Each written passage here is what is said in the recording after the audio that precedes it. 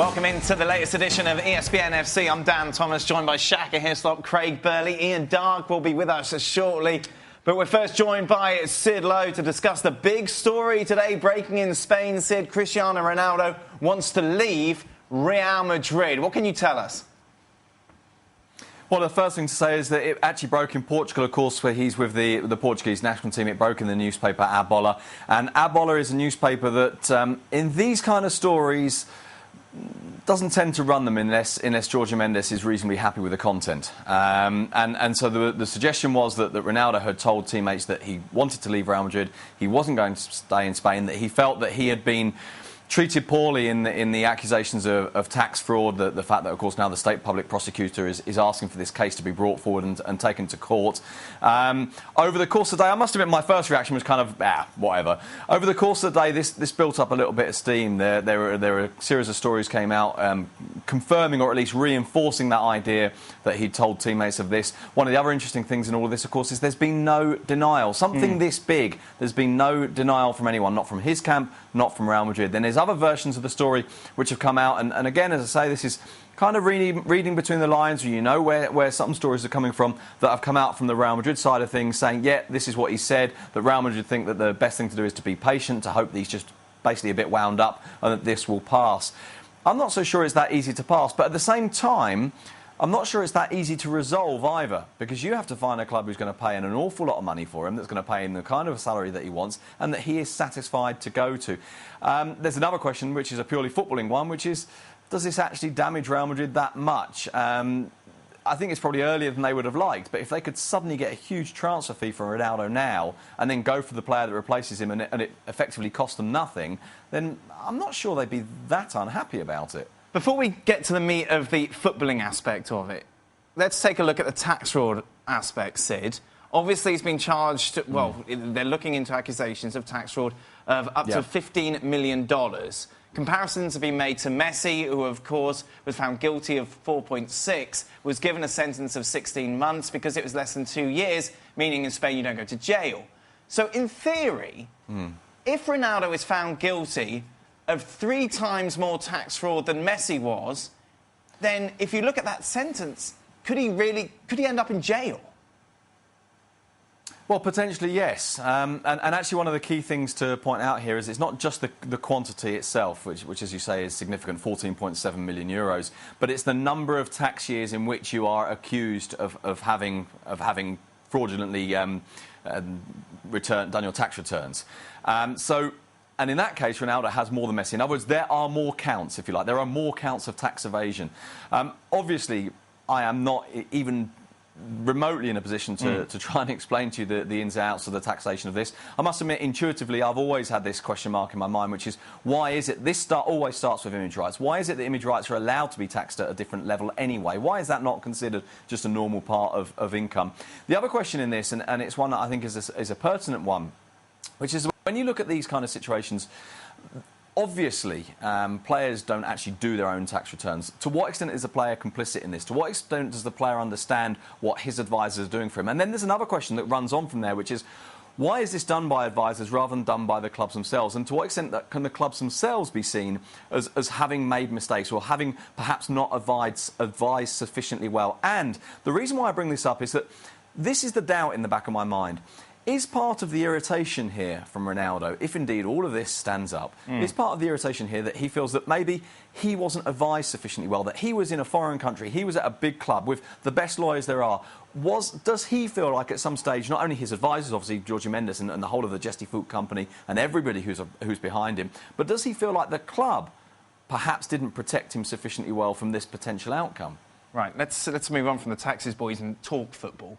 And talk about Cristiano Ronaldo, who is 32 years of age. He's just penned a new contract to Real Madrid last November for 5 years with $1 billion buyout clause. Obviously, no one's going to pay $1 billion for him. $1 billion? However... What did you say? $1 billion? Yes, $1 billion. You take a look at it, though. Is it really the end of the world if Real Madrid lose him? Well, as Sid pointed out, they're going to have to move on at some point, but we should remember this is a guy who scored a hat-trick in back-to-back quarter-final and semi-final, and then 2 in the final. When 6 months to 12 months ago, after the Euros, we have had discussions about has his legs gone. So he's very much still in the forefront of what Real Madrid do well. Now, he may not affect a game over 90 minutes like he once used to, but he's still as important at the important moments as the Champions League final showed. So I would say, yeah, he is, at this moment in time, still a big loss, huge loss for Real Madrid. If I was to put my Real Madrid hat on, Shaq, for a moment, and I take a look at this and I think, right, someone's going to pay, say, 180 million for Ronaldo. Let's just put that figure there. With that money, I can bring in Mbappe, I can bring in Donnarumma, and I can start really to build for the future. Yeah. Ronaldo's stock is going to fall at some stage, so why not cash in now throughout all of this? It seems we were having this discussion just a week ago when the Chinese reportedly had that bid table. Whether that's true or not, the discussion, the points raised was pertinent then and pertinent right now. He will move on. At some point, there will be life after Ronaldo, just as with Barcelona, there'll be life after Lionel Messi. Why not start planning for that right now? And don't get me wrong, as much as it'll be great to have Ronaldo on board for the next 5 years or whatever it may be, it's not the end of the world if he moves on now. I don't think it's good for the club's brand, for their image, if he moves on under contentious circumstances. But he will move on, contentious or not, at some point. I want to bring Ian Darke into the conversation because inevitably Manchester United fans have got excited over the last few hours because they've always had a great relationship with Cristiano Ronaldo. He had such a successful time at Old Trafford and there's always been a hint that maybe he'd like to go back to Manchester United. Ian, do you think it's worthwhile from United's point of view, let's just put that figure, £150 million, say, to come in, to buy Cristiano Ronaldo at 32 years of age? If you were United, would you seriously look into this? Well, they've lost Zlatan Ibrahimovic, haven't they? And yes. So far, they haven't got Alvaro Morata. Now, it will prick up the ears of Manchester United, and maybe they could afford this because there are all kinds of financial spin-offs from signing Cristiano Ronaldo and ways of clawing back the money. But he's in serious hot water, isn't he? By the sound of it, from everything Sid's been saying, serious hot water. I think what we've heard from him today is maybe a clarion call, hoping that Real Madrid can exert some kind of influence to get him out of that corner. Now, as for Manchester United, I don't know, Manchester City, of course, and Chelsea, I think they'd be the only other two clubs from England who could get involved. But it's a huge, huge commitment. The one thing I'd say about Cristiano is, and we saw it, didn't we, in the Champions League, quarter-final, semi-final, final, he was absolutely fantastic. Yeah. He's still in brilliant condition. He's looked after himself. He might be 32, but he's like a 28-year-old. I still think he's got 2 or 3 big seasons left in him. But how could somebody buy him?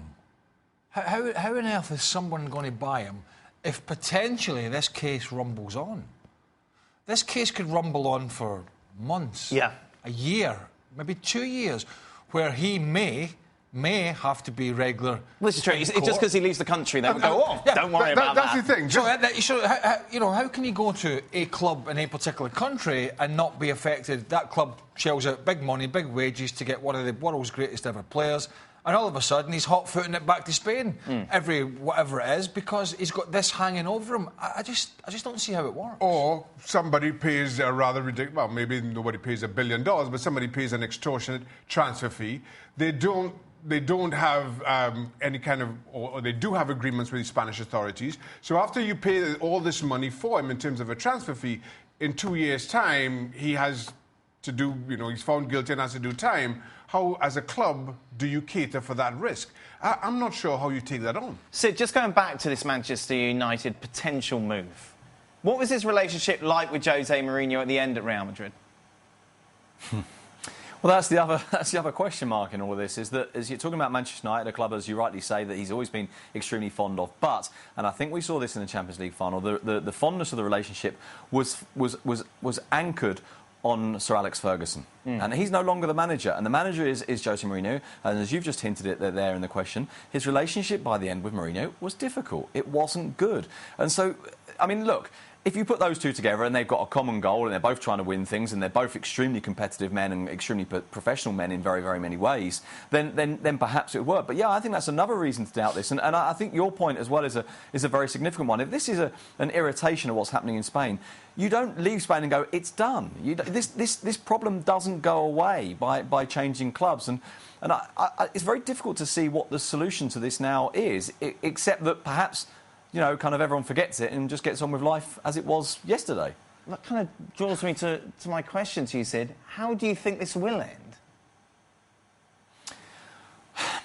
I mean, I really don't know, because I must admit that there is a little bit of me. There's a bit of me that suspects that somewhere in this, Real Madrid could well be thinking this isn't such a bad thing. That you know, this is potentially a very difficult problem with the whole accusation of tax fraud that we would no longer have as our problem if he was to depart. This is a player who is still brilliant, and I agree completely with Ian that this is a player who probably has got 2 or 3 very, very, very good indeed years left in him. But at some stage you're going to have to replace him, and at that point you would be replacing him for free. So is there a temptation that says, well, let's do it now? You know, it's not ideal. Maybe we'd rather wait a year or two. Maybe we'd rather this never happens and he retires at the club and everyone's happy. But that's a lot of money potentially coming in. But, of course, you've got to find a buyer. You've got to find someone he wants to go to. There's a little bit of me that still can't help but think that the way this ends is that it just kind of doesn't. It just goes away. It gets forgotten about. But it's gone quite a long way today, this. Yeah, it has, which is...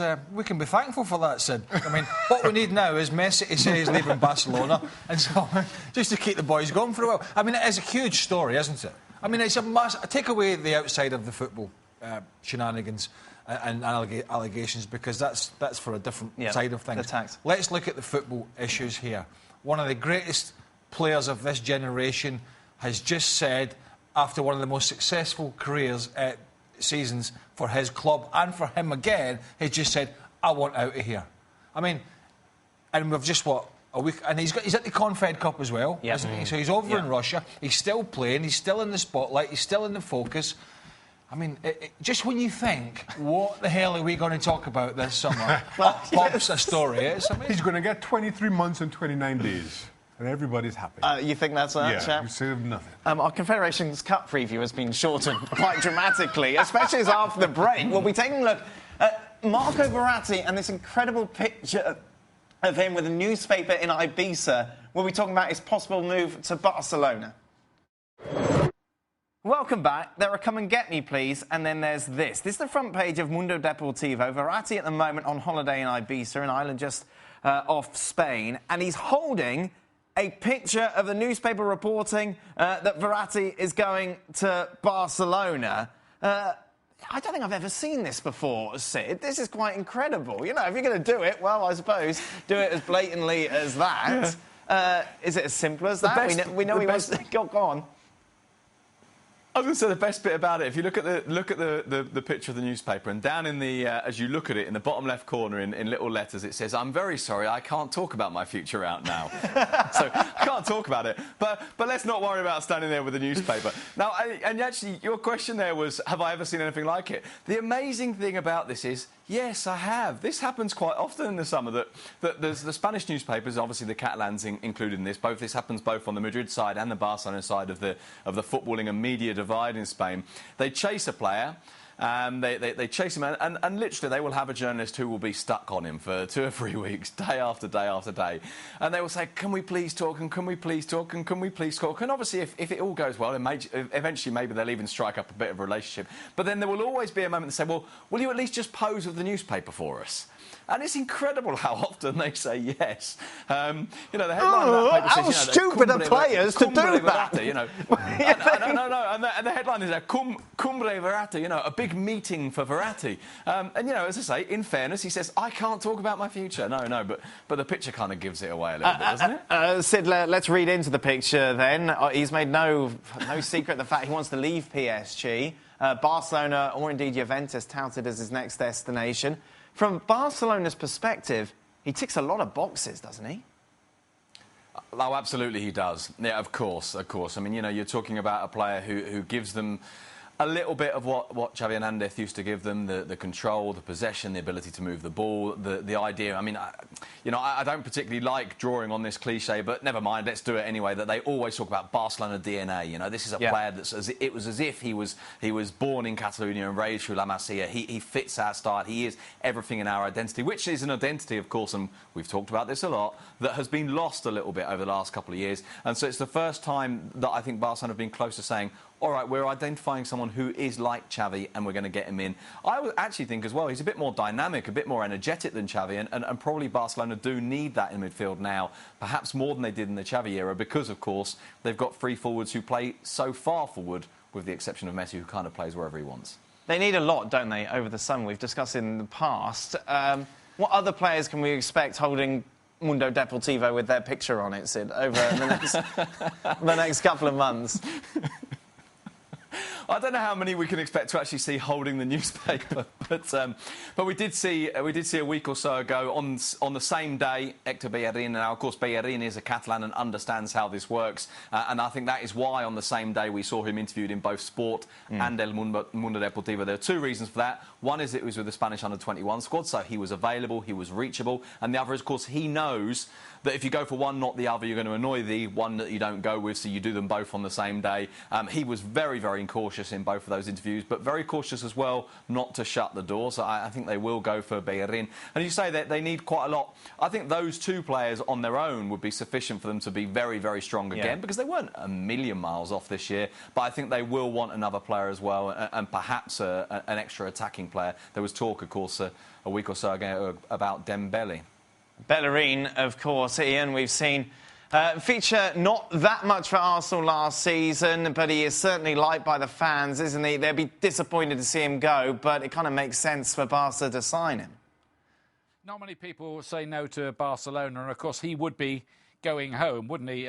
He did play a fair bit for Arsenal. He had a flat spot during the season where he lost his form, got left out. But by the end of the season, he was flying again. And by and large, since he's come into the Arsenal team, he's been largely terrific. And we know Barcelona's problems at right back. They lost Dani Alves, possibly prematurely, as it turned out. Bellerin isn't Dani Alves, not yet. He's young, but he ticks a lot of boxes, and they could do a lot worse than draft him in at right back. They certainly need a right back, and quick.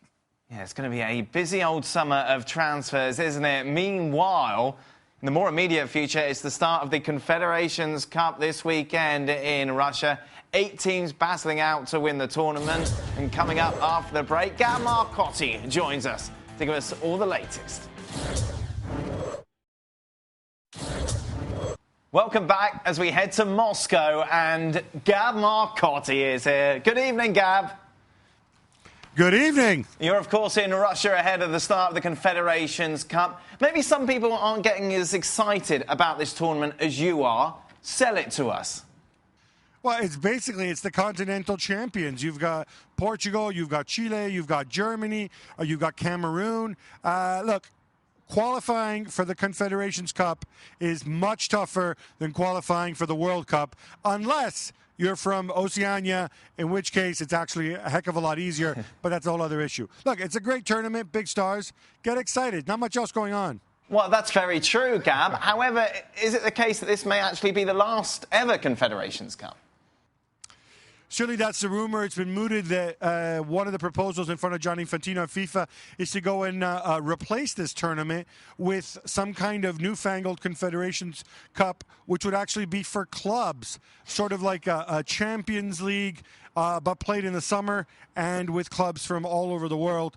This is still embryonic, yet to be decided. But obviously, there would be a lot of money in this. Thanks, Gab. Here, then, are the percentage chances to advance to the semi-finals. Remember, it's 2 groups, round-robin between the two. Ian, where do you stand on the Confederations Cup? Well, I have to say I covered the last one, and it was a very, very good tournament. It was won by Brazil. But here's something. You better not win it, because never in history has the team who's won the Confederations Cup gone on to win the World Cup the next year. Looking at the lineup this year, Germany have got quite a weakened squad, haven't they? I think Müller, Kroos, Hummels, players like that, they've not been taken. They've been given the summer off. Good idea, that, really, I think, by the Germans to freshen them up a little bit. I quite like the chances of Chile, you know. They've won the last 2 Copa Americas. I think they'll see this as a big deal, really go for it. And the South Americans have a habit of doing pretty well in it. So maybe Chile to win it. Shaka, where do you stand on the Confederations Cup? In what way? Do you like it? Are you excited? Will you be watching it? I'll watch it. I won't be really excited. I'll be honest. It's a warm-up tournament. As much as an international tournament, it's a warm-up tournament. And not a lot to get excited about. Shaq, I was expecting that from him, not you. I'm excited. Sorry. Right. No, it's a dry run for the World Cup. And it tells you all about this tournament. As Gab mentioned himself, that FIFA themselves and Infantino are thinking about disbanding it in its current format. That's how big and prestigious this Confederations Cup is. Oh, we might get rid of it and bring in some club teams. OK. All right, then.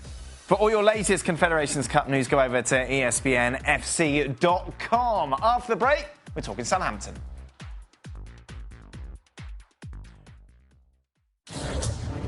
Welcome back. Ian, of course, Claude Puel sacked this week at Southampton. He's raised the bar, not raised the bar, but the standard's pretty high, isn't it, for whoever's going to come in looking to replicate what he did in this season? Well, they finished 8th in the Premier League, so any decent manager who's looking at that job, and they're not close to filling it at the moment, I think Ronald Burr is the favourite, isn't he, for the job. At the moment, you would think, well, he's going to look at it and say, 8th wasn't good enough for Southampton. I know, OK, there were problems with the dressing room, there were problems with the playing style, but they still finished above 12 other teams in the Premier League. So you do wonder, what does Southampton want exactly? What do they expect from their managers? Meanwhile, it was a busy 24 hours for Everton, wasn't it, yesterday, making 2 additions to their side. Of course, Danny Claxton going, and also Jordan Pickford. Pickford in action in the under-21s today, making a save in that goalless draw against Sweden. Do you think they got the price about right eaten on him? Because they paid quite a lot of money, didn't they?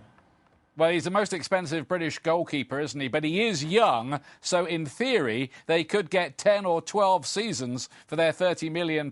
He does look a very good shot stopper. He proved it again in that under-21 game against Sweden. So it might turn out to be value for money, but he's now the 3rd most expensive goalkeeper in the history of world football. Wow. Shaka, where are you on that list? We're done. No, but at the time, you broke that record. Didn't you? The British transfer record for a goalkeeper? 1.5 million? Back in 95. Wow. Then let's remember. Think how rich you'd be now, Shaq. You wouldn't be sat here. He loves it. I wasn't quite sure how to respond to that, Dan. But, I mean, to the point of Pickford's price, I mean, put that up against the ridiculous prices that you're paying for any player on the park. It's today's market. And as Ian rightly points out, you'll get a lot of value for money for Pickford over the years. It's today's market. I think this is a great bit of business by Everton. He's a fabulous young goalkeeper. Everton were in need of somebody in that position since Tim Howard left in particular. And Jordan Pickford, I think, is going to be the next England #1 over the next couple of years. So great business, Everton. Greg and Shaka, thank you very much. Thanks to Ian as well. And thanks, of course, to everybody else who's been on today's show. Have a good weekend. Till next time. Bye-bye. Welcome back. Celebrate Father's Day for a whole month. How about that? With every match live on demand for just 99 cents. Go to live.mlssoccer.com/Father's Day. Of course, we've got you covered here on ESPN over the weekend. NYCFC against Seattle Sounders live on a Saturday. That game starts at 1 p.m. Eastern on ESPN. We have biffed, to coin Craig Burley's phrase, him off the studio, and we welcome Hercules Gomez. What a Father's Day gift that is, huh? Hey, your wife is very pregnant. Yes, you're not quite going to be a father yet. Not yet. But you two are going to be in for a great Father's Day. Exactly. You broke some news. I kinda. I translated some news. I said our good friend John Sutcliffe. Oh, okay. ESPN so you basically plagiarised John Sutcliffe. I gave him credit. and rode on his coattails. Coattails for sure, but I gave him credit. Guardado to LAFC. Guardado to LAFC. Yes, there are a few players in that LA market that would be considered international superstars. Him not being an international superstar outside of that market may not matter. In that market, he certainly fits the bill. You talk about the Mexican fans in that market. You talk about his star power. Right now, with Rafa Marquez injured, he's the de facto captain of El Tri, the Mexican national team. This guy can do it all in the midfield. He can play him as a 6, outside, out wide. They've played him in the left back position. A wealth of experience and knowledge playing well over a decade in the European leagues. He's in Holland right now at PSV. Very good player. A few years ago, he was named the best defensive midfielder in Holland. This guy certainly fits the bill. And if it's true, if what John Sutcliffe is telling us, a 4-year deal already guaranteed on the books for 2018, it's quite a coup for LAFC. What does it tell you about their strategy? It tells me that they're obviously marketing to that crowd. But more than anything, it tells me they're going to make a splash. It's certainly not going to come cheap. This is a player that's going to command a high salary, a high maybe even transfer fee. What it tells me is LAFC is looking to make a name for themselves. The Galaxy right now, they're on the clock. LAFC in their own home have already cemented themselves at the top team with this star power. The LA Galaxy is still looking for more power. Hercules Gomez, thank you very much. Happy Father's Day, Shaq. Oh, thanks, Dan. Have a good weekend. Bye. Welcome into Extra Time. We had so many people on the show today. The last two standing, Shaka Hislop and Ian Darke. Craig Burley has gone to his daughter's graduation. He's off. Sid Lowe's gone for dinner. Gab's gone to bore someone about the history of Russian architecture. And churches. And Hercules has gone Did he say he was going from, he wanted to have a dip in the Black Sea in Sochi or so? Oh, really? Yes, that's Gab And for Herc's you. gone to attend to his pregnant wife. So there we go, just the two of us. 3 of us. Oh yeah, Ian's here as well. How interesting would it be, right, Ian? How interesting would it be for Ronaldo, for De Gea swap, and how will it impact the Premier League? A Ronaldo-De Gea swap. Wow, that would be something, wouldn't it? Well, De Gea seems to be in every conversation there ever is between Real Madrid and Manchester United. It seems like he's going to be dragged into the Morata talk, so maybe United don't want that to happen. They're saying no deal on that. Well, I guess in some theoretical parallel universe where that came to be, probably De Gea would be part of the conversation, yeah. Shaq, you know about these things. Could Ronaldo play in goal? Not particularly well, I would think. I would think Mourinho has other plans. But let's be honest, it won't be a straight swap. There'll be cash involved. Yeah. How does it impact the... I wouldn't bother getting De Gea if I was in Madrid. No? No. Mbappe has got to be a priority. I love that boy. And you wouldn't go after De Gea? No, I'd get Mbappe and I'd get Donnarumma. There's your future. Okay. Don't you think? I guess. I think... Does Cristiano Ronaldo, guys, does Cristiano Ronaldo really want to leave? No, Real I don't Madrid? think so. I don't. I don't Does think he so. really? I mean, But it's a long summer otherwise. You're looking Ian. to do the treble, Yes. the Champions It's a League long treble. summer. But I don't think it's he's not even leaving. a contract. Keep us He signed a talking new for contract months. in November. Yes. You know. Or in all honesty, I don't think he's going anywhere. Right. But if you could get Mbappe and De Gea or Donnarumma for Ronaldo, I think you'd take that all day long. Oh. Who will be more prolific footballer in 3 years' time? Ian, Kylian Mbappe or Dele Alli?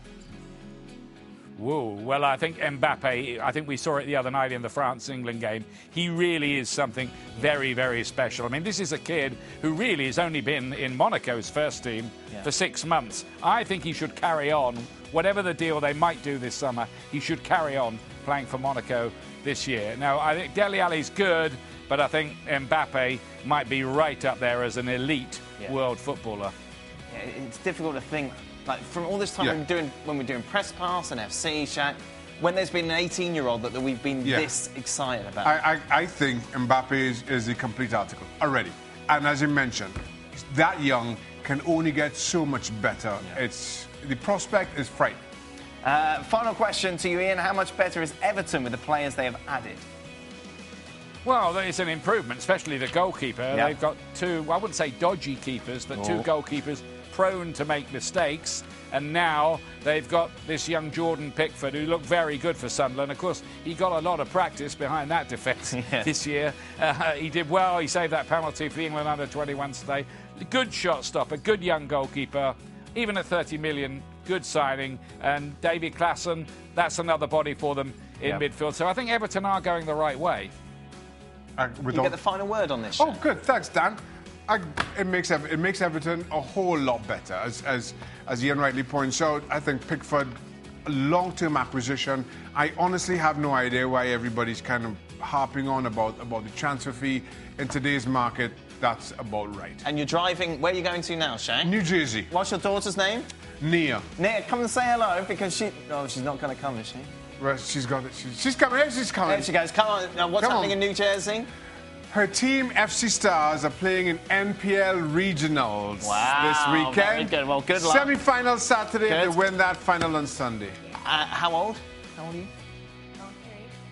She's 13. 13, good. 13 and taller than me. Brilliant. ESPN FC back in your screens on Sunday. Good luck, guys. You can join us, midnight Eastern on ESPN2.